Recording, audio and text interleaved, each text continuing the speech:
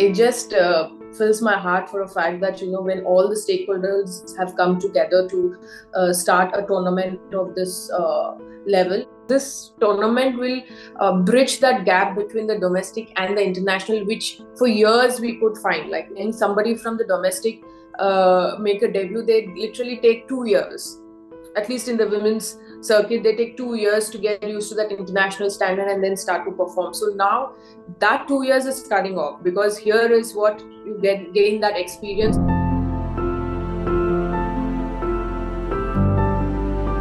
Mithali Raj, thank you so much for taking time out to speak to us. We waited many, many years for this tournament.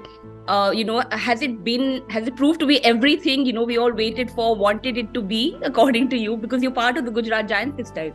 The matches have been close, competitive, and some very good feedbacks also. The standard of cricket that each and every team has been playing in this tournament is amazing. For a lot of viewers have been very, very positive about it.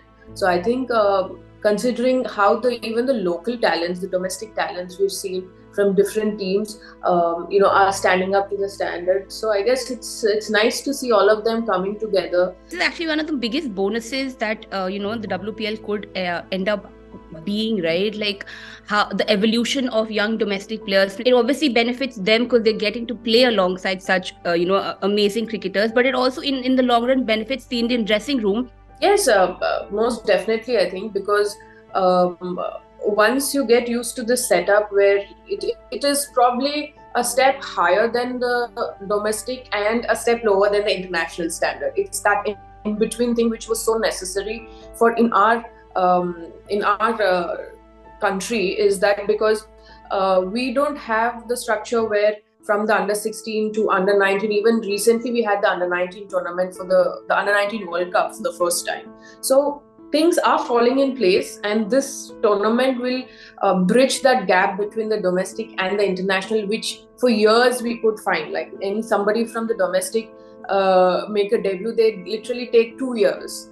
At least in the women's circuit, they take 2 years to get used to that international standard and then start to perform. So now that 2 years is cutting off, because here is what you gain that experience, and you probably pick players who are already exposed to that pressure, that the sort of tactics that you want your players to execute.